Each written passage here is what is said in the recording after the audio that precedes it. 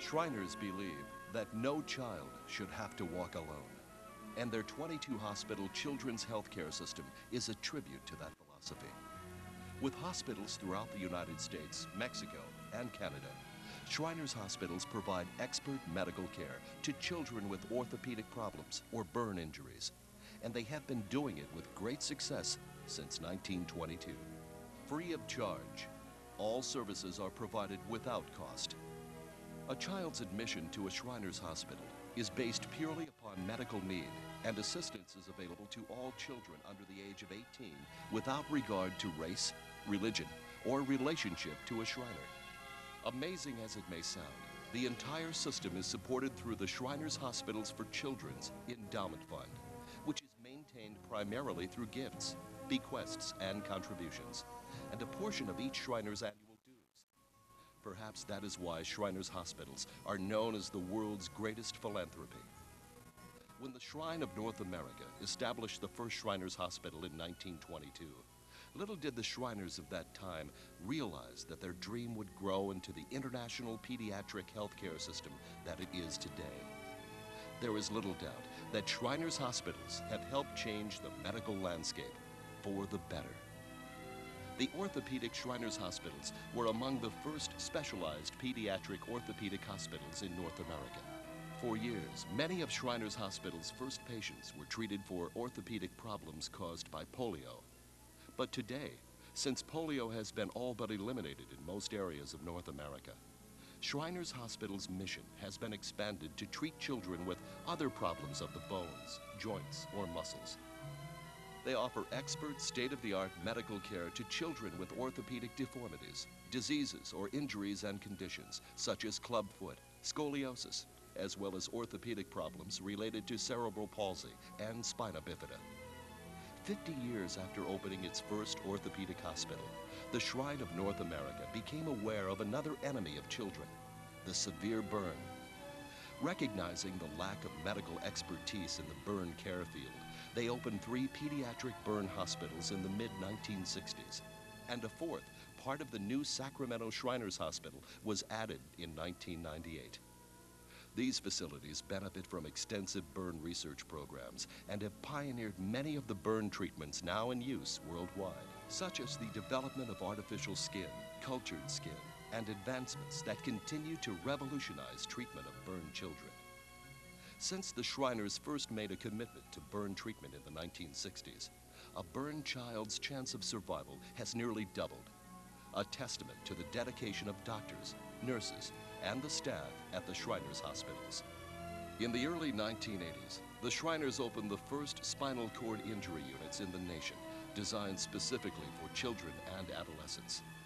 These SCI units provide long-term rehabilitative care and intensive physical, occupational, and recreational therapy designed to help spinal cord injured children relearn the basic skills of everyday life.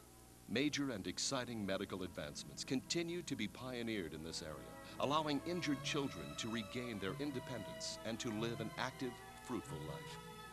Expert counseling is also an important part of the SCI program that helps children learn to cope with their injury and rediscover the fulfilling life that lies ahead of them. Another area of intense research and practical application is the FES program, Functional Electrical Stimulation, that returns to patients the use of a paralyzed limb or limbs for functional activities such as standing, walking, and grasping. A child with medical problems needs a special place where he or she can feel safe and secure.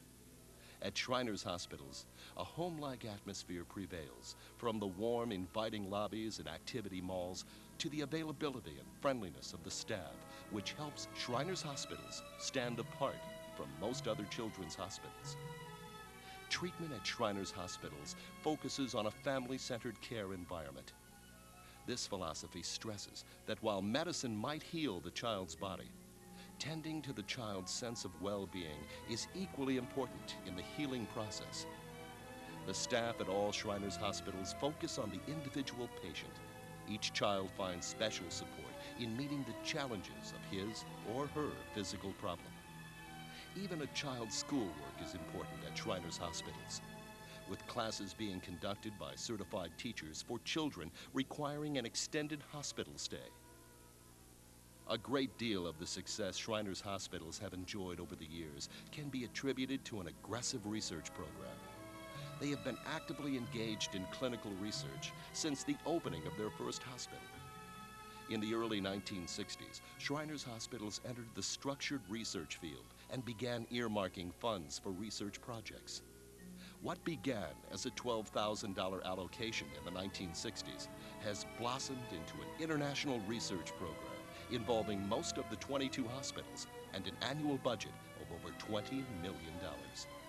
Shriners Hospitals for Children are also teaching centers and are affiliated with some of the top medical colleges and universities in North America. Over 400 physicians annually receive residency education or postgraduate fellowship training from the 22 Shriners Hospitals. Today, Shrine temples throughout North America support Shriners Hospitals through their fundraising and volunteer activities. But many are also able to provide free transportation for patients and a family member to and from a Shriners Hospital. More than $10 million a year is spent providing patient transportation, and hardworking, dedicated Shriners volunteer countless man-hours in support of what may just be the most unique program of its kind anywhere in the world. The Intermountain Hospital is a 40-bed hospital, primarily orthopedic. We're situated on the East Bench overlooking the city, beautiful site for healthcare. We've been at this site since 1951, but in Salt Lake City since 1925.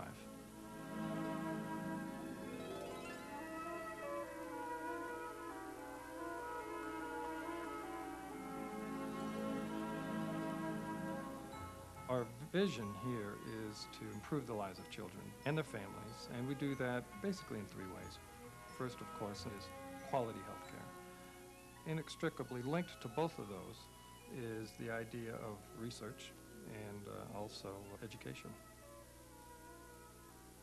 The hospital here, the Intermountain Hospital, is a pediatric orthopedic facility, although we do some plastic surgery and so on as well.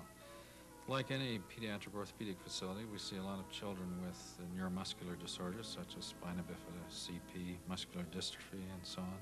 We see children with clubfoot deformities, hip dysplasia. We cover the broad spectrum of pediatric orthopedics here. You know, a child with a musculoskeletal problem has a variety of needs.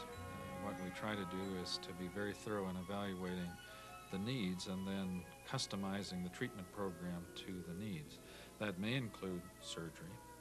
It may include some treatment prior to surgery, and certainly after surgery, physical therapy is such a critical part of dealing with kids with this type of disorder. So we have a very active physical therapy department here, and we interact with therapists out in the community to make sure that that part is not missed after they leave the hospital. We do mostly clinical research. We're engaged in about 5 clinical research projects right now, mostly conducted through our medical staff and with the genetics and the cancer research centers over at the university. We average 500 children a month that we see in the outpatient clinic here at the hospital. And they'll range from very specific orthopedic needs like club feet in babies to very multidisciplinary orthopedic needs, for example, with cerebral palsy children that have multiple needs. Our hospital is very closely affiliated with the University of Utah. We feel like we're an extension of the teaching facility that they have. Teaching is extremely important at all levels. Students ask questions that make you think about the right thing to do for patients. And so that interaction between always asking if you're doing the right thing is good for patients. Here at Intermountain Child and Family Services is our social work department, our child life specialist, our rec therapist, our translation services, and the school. Our school is made up of 3 teachers from Salt Lake City School District. They're bilingual, and all of our kids go to school. Medical education for the children is very, very important, and our child life specialists do that by the use of medical play dolls. And they put casts on dolls, they can start IVs, they can give dolls a shot. It helps them to see what's going to be going on with them when they go into the operating room. Makes them feel a little bit more comfortable. Helps the parents understand a little bit more. We always include parents in our medical play sessions. Every member of the staff focuses on making this a family-centered place. It makes all the difference in the world to the way they react to treatment programs and so on. One of the services we provide here is the orthotics and prosthetics. Just don't fit these devices. A lot of them, particularly prosthetics, need training. And so having the therapy right in the same facility where these children can learn to use their prostheses is a great advantage for the kids.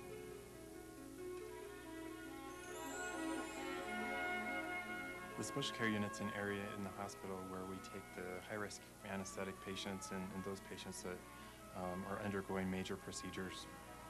The special care unit's a more acute area where there's more intensive nursing. Usually it's one nurse to one patient. We have a great staff, and the special care unit is wonderful. It's a really great place to work. Telemedicine, I believe, is an excellent, cost-effective, and efficient way to take our services closer to where our patients live, because they're scattered over a wide geographic area. And basically, I sit in my conference room with a computer screen, and they sit in an examining room with a computer screen, and we have great one-on-one interchange. I have a physician's assistant who helps me do the exam. It's a tremendous benefit for the patients because they don't have to travel over such long distances.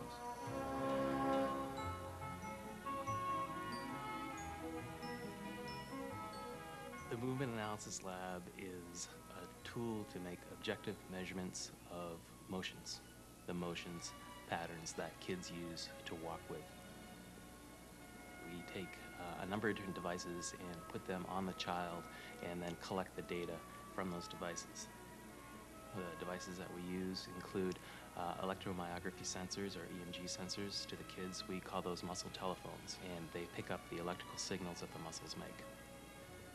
Reflective markers are taped on landmarks on the body, and those are collected by cameras around the room, and they allow us to measure the joint angles. Force plates in the floor measure the forces that the child develops when they walk, and that allows us to make assessments of the strength and the power in each one of the joints as they walk. The data that we use helps doctors to determine what type of surgery the child may need, or physical therapy, or bracing. One of the programs that we instituted was a seating and positioning program. They do wheelchair assessments and then determine the type of seating system that's appropriate for that child. And the program is just taken off.